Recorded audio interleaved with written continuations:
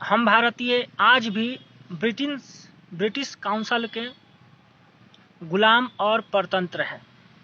आज 26 जनवरी 2025 है।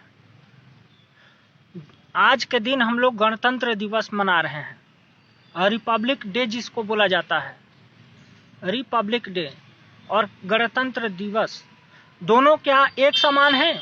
यह आपको सोचना पड़ेगा। आज के दिन ऐसा क्या खास है? 26 जनवरी को ऐसा क्या खास है? हाँ, खास है कि भारत के समस्त भूमि को ब्रिटिश काउंसिल ने अपने अंडर में ले लिया था। कब? 26 जनवरी 1835 को ऐसा बताया जाता है कि ब्रिटिश काउंसिल ने भारत के पूरी भूमि को, समस्त भूमि को अपने अंडर में ले लिया था और कहा था कि भारत की भूमि पर जिसको रहना है उसको भूमि पर टैक्स देना पड़ेगा, यानी जमीन पर टैक्स देना पड़ेगा। अगर उस जमीन पर खेती करते हैं महसूल मुल्क जारी देना पड़ेगा, जमीन पर टैक्स देना पड़ेगा। अगर उस जमीन पर अगर आप मकान बनाते हैं तो मकान का टैक्स देना पड़ेगा। अगर इस जमीन पर अगर रोड बनता है और रोड पे आप चलते हैं तो उसका भी टैक्स आपको देना पड़ेगा। यानी कि भारत के समस्त भूमि पर आप जो कुछ भी करेंगे उसका टैक्स आपको देना पड़ेगा। आज पूरे भारत में मैं कहता हूं, कोई भी ऐसा भूमि आप बताइए जिस भूमि पर आपको टैक्स न देना पड़ता हो। कब्रिस्तान में भी टैक्स देना पड़ता है। तो कहने का अर्थ यह है कि हम आज भी ब्रिटिश काउंसिल के गुलाम और परतंत्र हैं। अब एक सवाल आती है, रिपब्लिक डे का मतलब गणराज्य नहीं होता है। रिपब्लिक डे और गणराज्य, गणतंत्र अलग चीज होता है। गण मतलब होता है जनता, प्रजा, और तंत्र का मतलब होता है नियम व्यवस्था, यानी जनता का नियम कानून व्यवस्था। तो क्या भारत में जनता का तंत्र है क्या? नहीं है। तो वो तो जनतंत्र अलग होता है, गणतंत्र अलग होता है। लेकिन यहां पर कहा गया रिपब्लिक डे, इसमें ही रहस्य छुपा हुआ। रिपब्लिक डे, पब्लिक का मतलब क्या होता है? पब्लिक का मतलब होता है सार्वजनिक, पब्लिक का मतलब होता है जनता, पब्लिक का मतलब होता है प्रजा, और री मतलब री का मतलब होता है परिवर्तन, यानी प्रजा के लिए परिवर्तन होने वाला दिन।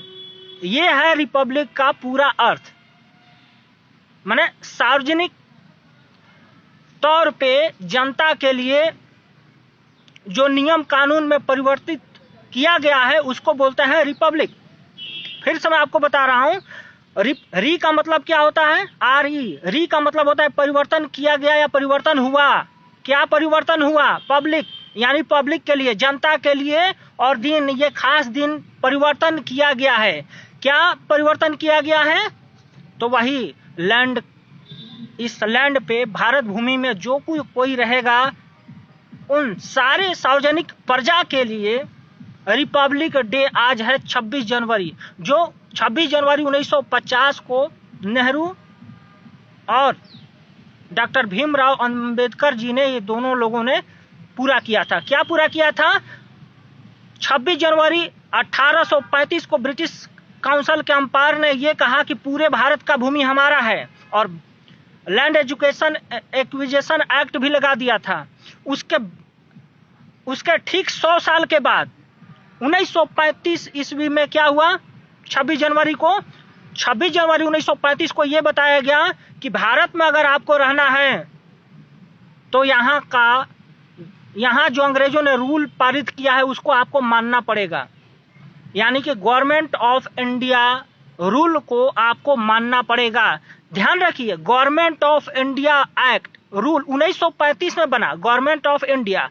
और हम लोग आज भी लिखते हैं क्या? गवर्नमेंट ऑफ इंडिया, माने उसको बोलते हैं भारत सरकार। तो भाई 1935 में कौन सा सरकार थी? अंग्रेजों की सरकार थी ना। तो वहां पर भी गवर्नमेंट ऑफ इंडिया रूल, यानी वो संविधान था, वो संविधान बना चुके थे। और 26 जनवरी 1935 को और उसी को 26 जनवरी 1950 को लागू किया गया था। उसी को बोलते हैं रिपब्लिक, यानी चेंज किया गया पब्लिक के लिए, सार्वजनिक तौर पे दिन को परिवर्तन कर दिया गया। 2 बार परिवर्तन हुआ, 26 जनवरी 1935, 1835 पहला दिन हुआ, 26 जनवरी 1935 और 26 जनवरी 1950, ये 2 बार परिवर्तन करके 26 जनवरी 1950। तो कहने का मतलब ये है कि हम गणतंत्र नहीं है, ये कोई जनतंत्र भारत में नहीं है। ये रिपब्लिक डे है, लेकिन रिपब्लिक का क्या अर्थ हुआ कि हम गुलाम हैं, क्योंकि साफ साफ तौर पर कहा गया है, जब आप पढ़ेंगे उसमें गवर्नमेंट ऑफ इंडिया रूल में, कि भारत में ऐसा कोई भी भूमि नहीं होगा जहां से टैक्स गवर्नमेंट ऑफ इंडिया को नहीं जाएगा। और चूंकि गवर्नमेंट ऑफ इंडिया क्या है, गवर्नमेंट ऑफ इंडिया जिसको आप भारत सरकार कह देते हैं, लेकिन ये प्राइवेट संस्था है, प्राइवेट कंपनी है, ब्रिटिश काउंसिल द्वारा प्रमाणित की गई ये प्राइवेट कंपनी है। तो प्राइवेट कंपनी के हम लोग गुलाम हैं, ये समझना पड़ेगा। ये भी समझिए कि 15 अगस्त को हम लोग जो स्वतंत्र दिवस मनाते हैं, क्या वो स्वतंत्र हैं? उसको भी बोला जाता इंडिपेंडेंट डे। इंडिपेंडेंट डे, वहां पर 2 शब्द है, इन और डिपेंडेंट और डे, जिसका आप लोग अर्थ निकालते हैं स्वतंत्र दिवस। इसी में सब कुछ छिपा हुआ है। इन को बाहर निकालिए, क्या है, और इंडी और पेंडेंट मतलब क्या होता है ये समझिए। डिपेंड का मतलब होता है कि हम किसी के अधीन हैं, किसी के पर आश्रित हैं, किसी पर हम लोग निर्भर हैं। तो इंडिपेंडेंट का मतलब क्या होता है, स्वतंत्र नहीं हुआ। क्यों? क्योंकि भारत तो चलता है संविधान से, और संविधान को एक व्यक्ति ने लिखा, डॉक्टर भीमराव अम्बेडकर के टीम ने लिखा है। तो हम इंडिपेंडेंट कैसे हुए, हम स्वतंत्र कैसे हुए? स्वतंत्र का मतलब होता है अपना तंत्र, अपना नियम, अपना कानून। और स्वतंत्र का मतलब है स्व मतलब आत्मा का तंत्र, नियम, कानून, यानी कि प्रकृति का नियम कानून। तो हमें क्या मानना चाहिए, प्रकृति का नियम कानून। लेकिन हम मान क्या रहे हैं, किसी किताब को मान रहे हैं कि उस किताब में जो कुछ भी लिखा हुआ है, गलत लिखा है चाहे सही लिखा है, उसको मानना ही पड़ेगा। तो भाई हम स्वतंत्र कैसे हुए? हम तो डिपेंड हो गए ना। हम डिपेंड किस पे हैं? हम एक संविधान पर डिपेंड हैं। हम डिपेंड किस पे हैं? उस संविधान कहता है कि ये कोर्ट से न्याय मिलेगा, तो उसके थ्रू हमें आना पड़ेगा। हम डिपेंड हो गए उस पर। तो यहां पर स्वतंत्र कैसे हुए? नहीं हुए। इसीलिए दोनों का परिभाषा अलग अलग है। हिंदी शब्द में परिभाषा अलग है, इंग्लिश में जाएंगे तो परिभाषा अलग है। वो सीधे तौर पे कहते हैं कि आप तो मेरे गुलाम हैं, लेकिन हम लोग नहीं समझते हैं। जैसा हम लोग बोलते हैं, क्या हम बोलते हैं कि हम भारतीय हैं, और एक आदमी क्या बोलता है कि मैं तो इंडियन हूं। अरे मूर्ख हूं। यहां पर भी समझना चाहिए कि भारतीय का मतलब क्या होता है और इंडियन का मतलब क्या होता है। तो पहले भारत का मतलब समझना पड़ता है। भा माने ज्ञान, रत में लगा हुआ, जो ज्ञान में लगा हुआ, सदैव अपने ज्ञान में बढ़ोतरी में लगने वाले, जिस क्षेत्र में रहने वाले लोग हो, उसका नाम, उस क्षेत्र का नाम हुआ भारत, और उस क्षेत्र में रहने वाले निवासियों का नाम हुआ भारतीय। ये तो है अपना ज्ञान। लेकिन क्या बोलते हो, मैं तो इंडियन हूं, I am proud of Indian. और इंडियन का मतलब क्या होता है? इंडियन का मतलब होता है मूर्ख, दास, गुलाम। चमर डिक्शनरी में जाकर देख लेना इस सारा चीजें। तो कहने का मतलब है कि आप तो बोलते हैं कि मैं इंडियन हूं, मतलब मैं मूर्ख हूं, मैं गुलाम हूं, मैं दास हूं। तो आप जब स्वयं से दास बोल रहे हैं, गुलाम बोल रहे हैं, प्रधानमंत्री भी बोल रहा है, और विश्व में जाकर झंडा फहरा रहा है कि मैं तो प्राउड करता हूं कि मैं इंडियन हूं, मैं मूर्ख हूं, तो भाई आपसे मूर्ख ज्यादा कौन है? तो कहने का मतलब है कि उसके शब्द में ही सब चीज छुपा हुआ है, और उस शब्द पर अगर आप नहीं जाएंगे तो कुछ भी आप लोगों को समझ में आएगा नहीं। इसलिए मैं कहता हूं कि रिपब्लिक डे, इसका मतलब गण राज्य नहीं होता है। इंडिपेंडेंट डे, इसका मतलब है स्वतंत्रता का दिन नहीं होता है। आप समझिए कि ये जो बना, हम आप आज के दिन क्या हुआ था, एक संविधान को कह दिया गया कि ये संविधान आज से लागू होता है पूरे भारत में। ठीक है, 26 जनवरी 1950 को उन्होंने कर दिया। उस संविधान की प्रस्तावना को जरा आप पढ़िए, उसमें क्या लिखा हुआ है। एक वाक्य मैं बताऊंगा, बाकी आप पढ़ लीजिएगा। उसमें लिखा, मैं इस संविधान को अपने आत्मा से अंगीकार करता, स्वीकार करता हूं कि जो कुछ में लिखा हुआ है उसको मैं स्वीकार करता हूं। तो कहने का मतलब है कि कोई किताब है, आपने उसको बोल रहा है कि हम अपने आत्मा से स्वीकार करता हूं, जो कुछ भी है उसको आत्मसात करता हूं। मतलब खराब भी होगा तभी आत्मसात करते हैं, और सही होगा तो भी। ये क्या बात हुई? मतलब अपने आत्मा को बेच दिए, एक किताब के आगे अपने आत्मा को बेच दिए। जो चीज सही है ही नहीं, क्योंकि वो आपका है ही नहीं। जो गवर्नमेंट ऑफ इंडिया रूल 1935 में बनाया गया था वही संविधान है, और उस संविधान के बारे में आप कहते हैं कि मैं अपने आत्मा से उसको आत्मसात करता हूं। मैं उसको आत्मसात मतलब गिरा हुआ, मतलब मैं गिर गया, मतलब वो सबसे ऊपर है, मैं सबसे नीचा हूं, और उसमें सही हो या गलत हो उससे कोई मतलब नहीं है। मुझे तो गुलामी बस करनी है। किसकी गुलामी करनी है? संविधान की गुलामी करनी है। संविधान में नियम कानून जो है 34,735 कानून तो राजीव दीक्षित बता गए, तो कम से कम मान लीजिए कि 34,000 कानून होगा, तो हम उसका क्या कर रहे हैं? गुलाम हो गए। हम खुद बोल रहे हैं, उसके प्रस्तावना के अनुसार हम लोग बोल रहे हैं कि हम गुलाम हैं। जो कुछ भी लिखा हो उसमें सही हो या गलत हो उसमें हमें कोई लेना देना नहीं है। तो कहने का मतलब ये है कि क्या आप गणराज्य हैं पूरी तरीका से? आप क्या पूरी तरीका से स्वतंत्र हैं? क्योंकि ये बहुत बड़ा सवाल है। इस सवाल को जब प्राइम मिनिस्टर ऑफ इंडिया मतलब पीएमओ को ऑफिस में जब पूछा गया कि आप बताइए कि क्या हम स्वतंत्र हैं, कैसे स्वतंत्र हुए, कब स्वतंत्र हुए, और उसका प्रमाणिक दस्तावेज बताने की कृपा करें, तो भाई पीएम मोदी का क्या आया जवाब?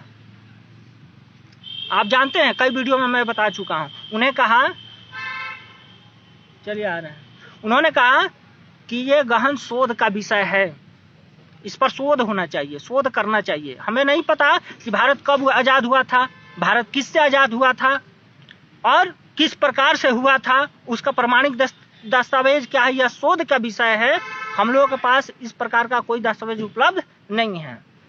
जब राष्ट्रपति के ऑफिस से पूछा गया कि अब तो बता दीजिए इस सवाल का जवाब, तो उन्होंने कहा इसका कोई प्रमाणिक दस्तावेज मेरे पास नहीं है। जब इन लोगों के पास दस्तावेज नहीं है तो आप कैसे पढ़ते हो कि भारत एक देश है? कैसे पढ़ते हो? क्योंकि किताबों में लिख दिया गया, पेपर में लिख दिया गया। और जब मैं कहता हूं कि भारत एक देश कैसे है, कंट्री नहीं है, इसी पे चैलेंज लगा लीजिए। ये जितने मास्टर हैं मूर्ख बनाते हैं पूरे हिंदुस्तान के बच्चों को, वो शिक्षा के माध्यम से अंग्रेजी पढ़ाते हैं बच्चों को। उनका ये काम है कि सरकार को एक चिट्ठी लिखे कि जो बातें सही नहीं है उसको किताब से रिमूव किया जाए, हटाया जाए। लेकिन वो ऐसा नहीं कर सकते, क्योंकि हमारे जैसे आपके जैसे ईमानदार वो नहीं है। उनको तो बस गुलामी करनी है। वो बोलते नौकरी करनी है जी, मैं क्या करूं? जैसा पुलिस कहता है नौकरी करनी है जी, मैं क्या करूं? उसने बोला है मारने के लिए, डंडे से मैं मार रहा हूं, तुम लोगों को मैं कर ही क्या सकता हूं। ये इसी प्रकार से है जिस प्रकार से हम लोग गुलामी में उस समय थे, गोरे अंग्रेजों का गुलामी कर रहे थे, आज हम काले अंग्रेजों का गुलामी कर रहे हैं और करते ही रहेंगे, लेकिन सवाल नहीं पूछ सकते हैं। यहां पर मैं कहता हूं भारत देश नहीं है। इंडिया, भारत को जो स्वतंत्रता मिली, हम लोगों को जो आजादी मिली, वो एक कानून के आधार पे मिली। इंडियन इंडिपेंडेंट एक्ट 1947, जाके सर्च मार लीजिए, पीडीएफ खोज लीजिए, उसको पढ़ लीजिए। इंडियन इंडिपेंडेंट एक्ट मतलब कि एक ब्रिटिश काउंसिल में बहस होती है कि भारत को आजादी दी जाए कि नहीं, भारत से हमें वापस इंग्लैंड आना है कि नहीं अंग्रेजों को। बहस वहां पर होती है, कानून वहां पर बनता है, पारित होता है भारत में कि हमें किस दिन जाना चाहिए, क्यों जाना चाहिए, किस प्रकार से करना चाहिए।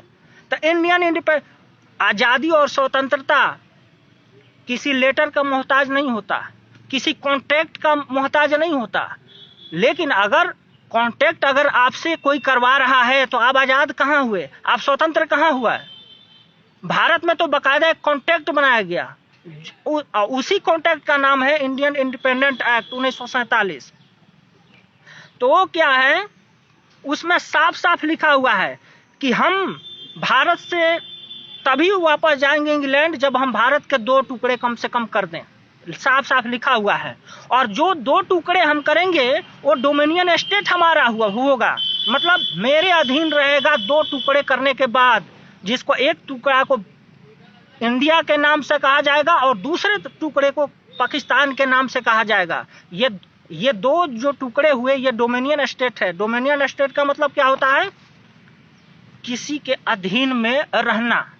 और किसके अधीन में रहना, जो कानून बना रहा है, जिसके हक में वो हो रहा है, ब्रिटिश काउंसिल के हम उपनिवेश हैं, आज भी हम गुलाम हैं, उस कानून के तहत हमको दिया गया है और 99 साल के लीज पर दिया गया। उन्होंने तो छोड़ के बकायदा ये कहा कि भाई हम आपको समझौता कर लिए, यानी जिसको लाल डायरी पर हस्ताक्षर का कानून कहा जाता है, जिसको सत्ता का हस्तांतरण का कानून जिसको बोला जाता है। तो ट्रांसफर ऑफ पावर एग्रीमेंट जिन्होंने किया और जिसके साथ किया, उन्होंने तो पूरे देश को बेच डाला। प्रधानमंत्री के पद हथियाने के लिए, शिक्षा मंत्री का पद हथियाने के लिए, राष्ट्रपति उपराष्ट्रपति बनने के लिए सबने अपना अपना, कोई उसमें क्या बनना चाह रहे हैं, मैं राष्ट्रपिता बनना चाहता हूं। अरे बनो ना भाई, अपने आत्मा को बनकर बेच करके क्यों बनना चाहते हो? तो कहने का मतलब है कि जो सत्ता का परिवर्तन हुआ, ट्रांसफर ऑफ पावर एग्रीमेंट जो हुआ, उसमें जो समझौते हुए और उससे हमारी बोल रहे हैं कि हम आजाद हो गए, हम स्वतंत्र हो गए। आज स्कूलों में क्या हो रहा है, आज स्कूल में हो रहा है, बच्चियों को क्या सिखाया जा रहा, my name is Sheela, Sheela की जवानी। अरे स्कूलों में ये चल रहा है, शीला की जवानी विकसित की जा रही है। कोई ये नहीं बोल रहा है कि झांसी की रानी बनो, ये तलवार चलाना सीखो, अमूरी काटना सीखो इन नेताओं का, इन देशद्रोहियों का। इस प्रकार से प्रतियोगिता होना चाहिए, लेकिन वहां पर बैठे हुए हैं आप ही के घर के लोग और बच्चों के अभिभावक, और क्या कहते हैं, और क्या होता है, 7 समुंदर पार में तेरे पीछे पीछे आ गई। क्या सिखा रहे हो भाई साहब? लिव इन रिलेशनशिप में रहना सिखा रहे हो। स्कूल में तो यही सिखाया जाता है, यही गंदगी भरी चीजें सिखाई जाती है। कॉलेज में जाओ तो वहां से भी भ्रष्ट, उसमें वहां पर तो ये कहते हैं कि जब तक तुम दारू नहीं पियोगे, सिगरेट नहीं पियोगे, तो एक भी तुम्हारा क्या होगा, पेपर ही नहीं निकलेगा। इस प्रकार से होता है। तो तुम किस ओर जा रहे हो? सोचने समझने की बुद्धि खत्म हो गई, प्रश्न करने की बुद्धि खत्म हो गई है, और जो कुछ भी बताया जाता है उस पर भी न विश्वास करना है और न किसी प्रकार का उस पर सोच विचार करना है, कुछ भी अनाप शनाप लिख देना है। तो कहने का मतलब है कि ये जो ट्रांसफर ऑफ पावर एग्रीमेंट हुआ था, ये बहुत ही खतरनाक था, और इसकी कुछ शर्त हम आपको बताना चाह रहे हैं। बताना तो बहुत कुछ है, कुछ बताना है। भारत से सबसे पहले अंग्रेजों ने कहा, ब्रिटिश काउंसिल में कहा कि हम भारत से वापस तो चले आएंगे इंग्लैंड में, लेकिन ब्रिटेन का गवर्नमेंट ऑफ इंडिया जो कंपनी है ना, वो भारत में ही शासन करता रहेगा। यानी कि ब्रिटेन का कौन सा, गवर्नमेंट ऑफ इंडिया। और मैं बता चुका कि गवर्नमेंट ऑफ इंडिया जो है 1935 में भी है, वो संविधान के रूप में है, जिसको बार बार कई विद्वानों ने कहा है कि गवर्नमेंट ऑफ इंडिया रूल 1935 में बन गया था। वही तो चीज है गवर्नमेंट ऑफ इंडिया, भारत सरकार जिसको आप नाम लिखते हैं, और वही चीज पैसे पर आती है। पैसे पर जो ईस्ट इंडिया कंपनी पैसे छापती थी, वहां पर भी लिखती थी गवर्नमेंट ऑफ इंडिया। और रिजर्व बैंक ऑफ इंडिया जब पैसे रुपए छापती थी, उस वहां पर भी लिखा हुआ है, वहां पर भी गवर्नमेंट ऑफ इंडिया लिखा हुआ। सब जगह मिल रहा है, यानी आजादी के पहले भी, आजादी के बाद भी। तो आप तो उसी के गुलाम हैं। ये तो सत्ता का परिवर्तन हुआ। कौन? लुइस माउंटबेटन ने, उस समय गवर्नर जनरल था, वो अपनी सत्ता दे गया, और वो तो 1947 में नहीं गया, वो तो 48 तक यहाँ पर रहा। 8 महीने के बाद यहाँ से गया, 1948 में गया यहाँ से। थोड़ी सा और चर्चा अपन करते हैं। तो उसने कहा, अंग्रेजों ने कहा कि भारत से अंग्रेज चले जाएंगे, पर ब्रिटेन का गवर्नमेंट ऑफ इंडिया कंपनी ही भारत पर शासन करता रहेगा। गवर्नमेंट ऑफ इंडिया रूल यानी कि 1935 को ही भारत का संविधान बनाना पड़ेगा, उसी को ही घोषित करना पड़ेगा, गवर्नमेंट ऑफ इंडिया एक्ट 1935। तो उसी का आप देखते हैं कि शुरुआत का जो कलम का जो 94 से ज्यादा नियम जो है उस पर फुल स्टॉप और कामा भी नहीं बदला गया है, एज इट इज उसी का वही संविधान में लिख डाला गया है। आप उसमें आप देख सकते हैं। और कहा कि हिंदुस्तान से हम तो ब्रिटेन चले जाएंगे, लेकिन भारत में जो कुछ भी हमने शिक्षा तंत्र दे दिया, न्याय व्यवस्था तंत्र दे, जो भी व्यवस्था हमने बना दिया वो एज इट इज ऐसे ही लागू रहेंगे और ऐसे ही चलेंगे। कुछ भी नहीं बदला है, कुछ भी बदलेगा नहीं, ये उन्होंने लिख दिया, समझौते की कॉपी में लिख दिया, जिसको लाल डायरी बोला जाता है, जिसको सिर्फ प्रधानमंत्री, ऐसा बोला जाता है कि वो गुप्त डायरी है और सिर्फ प्रधानमंत्री को ही पढ़वाया जाता है। जब शपथ ग्रहण करते हैं उस समय उसी लाल डायरी पे साइन करते हैं पुराना प्रधानमंत्री, और पुराना प्रधानमंत्री कहता है कि मेरा 5 साल का कार्यकाल खत्म हो गया, अब आप महोदय आप आइए, कोई भी हो, और आप हस्ताक्षर कीजिए कि हम अपनी सत्ता को हम आपके हाथ में सौंप रहे हैं।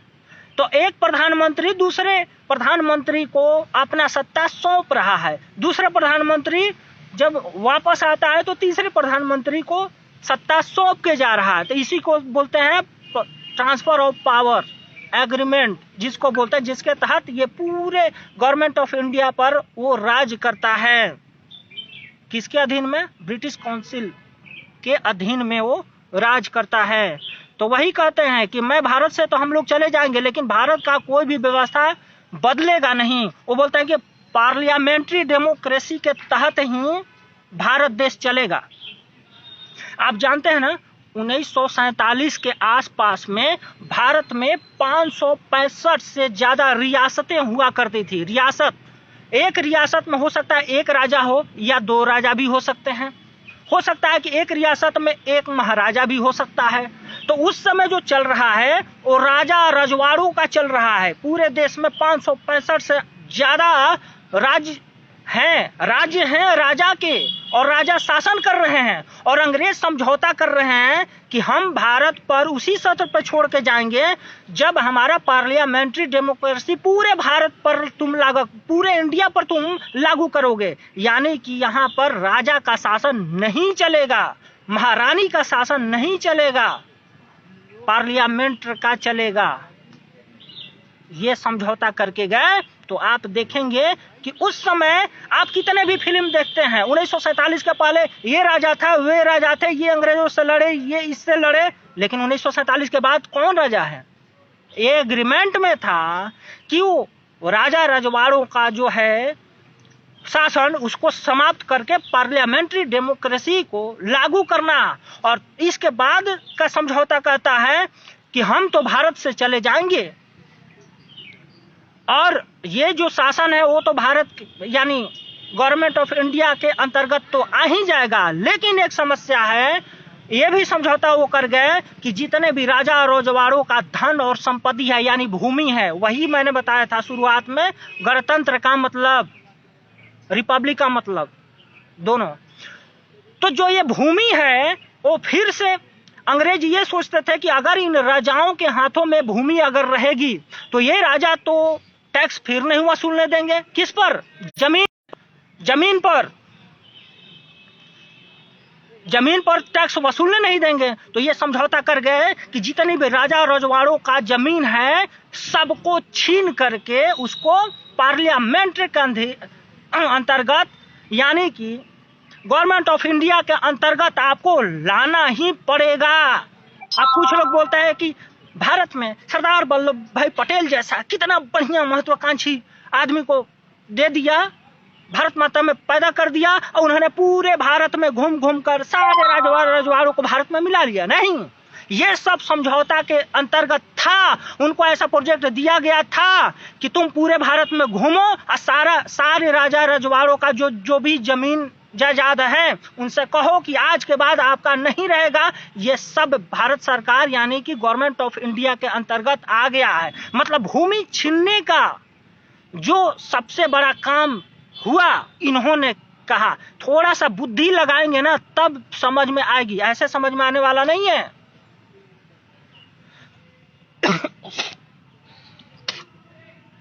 तो कहने का मतलब है कि जितने भी राजाओं का जमीन था जिस पर गरीब लोग बसा करते थे उस समय आजादी के समय में, और कोई भी टैक्स नहीं देता था रहने के लिए, खेती करने के लिए कोई टैक्स नहीं देता था। जमीन का टैक्स किनको? राजा को नहीं देता था। और राजा भी सनातन परंपरा का सिद्धांत लागू करके वो कहते थे कि जमीन पर कोई भी किसान खेती करे हम उससे नहीं लेंगे, जो भी उत्पादन कर रहा है उसमें से सिर्फ 1% मैं लूंगा। ये राजा का अपना कानून होता था। वो सारा चीज इन्होंने खत्म कर दिया और सबके जमीन को इन्होंने हड़प लिया। वैसे तो लैंड एक्विजिशन एक्ट जब अंग्रेजों ने लगाया था 1860 में, उसी समय ये सारा जमीन हड़प लिए थे। और 1935 जो 26 जनवरी को मैंने कहा, उस समय पूरे भारत के जमीन को एक्वायर मतलब कर लिए थे कि ये पूरा भारत की भूमि अब हमारी हुई। अगर कोई भी यहाँ पर रहेगा तो वो देगा, वो बिना टैक्स दिए नहीं रहेगा। मान लीजिए कि कोई किसान है और उसका जमीन है और खेती कर रहा है, तो ये आपके दिमाग में क्यों नहीं प्रश्न आता कि वो लगान क्यों देगा? लगान का मतलब क्या? लगान का मतलब है लगाने के लिए। क्या लगाने के लिए? तो जमीन पर बीज बोने के लिए, या उस समय धान का खेती होता है, धान का पौधा लगाने के लिए, या कोई भी फल और सब्जी का पौधा लगाने के लिए। वो लगाने के लिए सिर्फ पैसा लेते थे, वो टैक्स लेते थे, इसीलिए उसका नाम पड़ा लगान। और कितना था? 90%। अगर आप किसान अगर होते 1835 में या 1947 के पहले, तो क्या था उस समय? 90%, यानी 100 किलो अनाज आपका हुआ। धान लगाने का लगान 90%, यानी 100 किलो अनाज है तो 10 किलो अपने घर में रखिए और 90 किलो अंग्रेजों का आप दे दीजिए, और नहीं तो 20 कोड़ा खाइए और खूब गाली सुनिए, या फिर अपने बहू बेटियों का इज्जत अपने आंखों से देखिए या अपनी अंगुली कटवाइए। ऐसा सब कुछ होता था। जरा सोच करते देखिए कितने घिनौनी हरकतें हमारे पूर्वजों के साथ में हुई थी, और वही हालत स्थिति अभी भी बनने वाली है। न्यू वर्ल्ड ऑर्डर के को अगर आप नहीं समझे, नई वैश्विक व्यवस्था जो लागू होने वाली है, अगर उस व्यवस्था को अपन नहीं समझे और उसको नहीं प्रतिकार किए, तो फिर से वही व्यवस्था लागू हो सकती है। जो कुछ भी बचा हुआ है अब वो सारा का सारा चला जाएगा, आपके पास कुछ नहीं बचेगा। तो बोल रहे हैं कि पार्लियामेंट्री डेमोक्रेसी के तहत ही देश चलेगा। भारत में राजतंत्र, प्रजातंत्र और लोकतंत्र का अस्तित्व मिटाकर डोमिनियन स्टेट में बदला जाएगा और इंडिया का नाम ही पूरे विश्व में स्थापित किया जाएगा। मतलब पहले क्या था? भारत था, लेकिन ये क्या बोल रहे हैं अंग्रेज कि भारत नाम से पूरे दुनिया में प्रचारित नहीं किया जाएगा, इंडिया के नाम से, INDIA, इंडिया के नाम से प्रचारित किया जाएगा। क्यों? क्योंकि हम गुलाम है ना, इसीलिए इंडिया कहते हैं। इंडियन का मतलब होता है मूर्ख, गुलाम, दास। हम उनके दास और गुलाम हैं। लेकिन वो इंडिया क्यों? इंडिया का मतलब होता है भोसड़ी वाला। एक गाली है भोसड़ी वाला, अरे भोसड़ी वाला, रंडी वाला। इंडिया का मतलब वो होता है। तो हम चूंकि दास हैं, उनके गुलाम हैं, इसीलिए हमको इंडियन और इंडिया का के नाम पुकारा जाता था। वो अपने आप को लॉर्ड कहते थे। मैं लॉर्ड कर्नल, लॉर्ड का मतलब भगवान, अपने आप को भगवान मानते थे और हमको गुलाम मानते थे। इसीलिए उन्होंने कहा कि इंडिया के नाम से प्रचारित किया जाएगा। और आगे उन्होंने कहा भारतीय लोग अपना स्वतंत्र मतलब अपना तंत्र, अपना व्यवस्था, आत्मा का व्यवस्था या प्रकृति का व्यवस्था या ईश्वर के व्यवस्था, उसको नहीं अपनाएंगे, नहीं बनाएंगे। ये समझौता में था। नहीं बनाएंगे, कहाँ है? कुछ नहीं है। और आगे उन्होंने कहा कि न डोमेनियल करिए, न किसी राज्य अथवा क्षेत्र के लिए, मतलब ये जो स्वतंत्र है न किसी क्षेत्र के लिए, न स्वयं के लिए और न किसी व्यवस्था के लिए वो लागू कर सकते हैं। यानी प्रकृति का नियम कहीं भी नहीं चलेगा, पूरे भारत के क्षेत्र में कहीं भी और किसी भी व्यवस्था में लागू नहीं होगा। ये उन्होंने किया और उन्हें कहा कि भारत के सब राजा महाराजा निजाम जो हैं आदि का धन संपत्ति गवर्नमेंट ऑफ इंडिया कंपनी का धन संपत्ति मान लिया जाएगा। यानी कि राजा रजवाड़ों और सामंतों के पास जितने भी धन संपत्ति है सबको गवर्नमेंट ऑफ इंडिया का मान लिया जाएगा। इसीलिए राजा रजवाड़ों का 1947 के बाद में सब चीज खात्मा हो गया, सब चीज पार्लियामेंट्री डेमोक्रेसी के अंदर में चला गया, क्योंकि ये समझौता का हिस्सा था। उन्होंने कहा जनता को अपनी सब धन संपत्ति जमीन जैसे घर आदि सरकार के अधीन में रखकर आजीवन टैक्स भरते रहना पड़ेगा। मैंने कहा ना, जमीन भारत का 1 इंच भी जमीन आज ऐसा नहीं है जिसका हम लोग यानी भारतीय लोग टैक्स न देते हैं। तो ये समझौता का हिस्सा था कि वो चीज है राजो रजवाड़ों का जमीन भी छीना जाए और उन्होंने जो गरीबों को दिया है, भारतीयों को जो उन्होंने खेती करने के लिए दिया है, उस जमीन को भी उस पर टैक्स लगाया जाए और वो भारत सरकार के खाते में पैसा आया जाए और रिजर्व बैंक ऑफ इंडिया के तहत वो पैसे फिर लूट के ब्रिटेन के ब्रांच में जाता रहे। ये प्रोसेस था उनका, पूरा लूटने का तंत्र था जो भारत पर लागू करके यहाँ पर गए। और फिर आगे कहते हैं कि जनता को अपनी सब, देख रहे हैं भाई, थोड़ा बताने दीजिए, आएंगे फिर आगे उन्होंने कहा कि गवर्नमेंट ऑफ इंडिया कंपनी का शासन भारत भूमि पर होगा, न कि किसी राजा महाराजे का होगा। मतलब भारत में 565 से ज्यादा राजा हैं, लेकिन उन 565 राजा में से कोई एक राजा अगर कह रहा है कि ये क्षेत्र जो है वो हमारा है, आप प्रजा से भी पूछ सकते हैं, प्रजा हमसे बहुत प्रेम करती है, बहुत हमें चाहती है, हम उनको न्याय देते हैं, सब कुछ देते हैं, समय पर समुचित पानी का व्यवस्था देते हैं, हर चीज देते हैं, ये एरिया को आप हम मेरे अधीन में रहने दिया जाए। हम तो आपके भारत सरकार हैं ही, भारत में तो हम मिले ही हैं, उसमें तो विलय हो ही चुके हैं, लेकिन हमें राजा के हैसियत से यहाँ पर रखा जाए। लेकिन नहीं, ये तो समझौता का हिस्सा नहीं था, इसलिए उनका और ये बकायदा क्या बोलते थे, बकायदा ये बोलते थे कि या तो गवर्नमेंट ऑफ इंडिया में आप अपना धन को समर्पित कीजिए, नहीं तो हमसे लड़ाई कीजिए, हमसे युद्ध कीजिए। तो चूंकि क्या है, अंग्रेज यहाँ से गए हैं और धीरे धीरे सबको राजा रजवाड़ों को मिला लिया गया है, सैनिक भी इसके पास ज्यादा हैं, अपने पास ताकत भी है, रिजर्व बैंक ऑफ इंडिया मुट्ठी में होने से कितना भी पैसा ये छाप सकते हैं और गोली बारूद कहीं से भी मंगा सकते हैं विदेशों से। तो राजा रजवाड़ों मिलकर भी नहीं लड़ सकते थे, इसलिए कोई राजा रजवाड़ा इनके प्रति खुलकर आया नहीं, लड़ा नहीं, और इसी वजह से राजा रजवाड़ों का सारा धन संपत्ति ये गवर्नमेंट ऑफ इंडिया लूट लिया। फिर आगे क्या कहती है, भारत से केवल अंग्रेज ब्रिटेन जाएंगे पर अंग्रेजियत नहीं जाएगी। यह समझौता का हिस्सा था। भारत से ब्रिटेन सिर्फ अंग्रेज जाएंगे लेकिन अंग्रेजियत नहीं जाएगी। अंग्रेजियत का मतलब होता है, अंग्रेजियत यानी अंग्रेजों ने जो कुछ भी यहाँ पर व्यवस्था नियम कानून बना दिया और दे दिया, वो चीज नहीं मिट सकता। अंग्रेजों ने जो व्यवस्था, अंग्रेजों ने शिक्षा व्यवस्था जैसा लागू किया, एज इट इज वहीं चलेगा। अंग्रेजों ने न्याय व्यवस्था जैसा,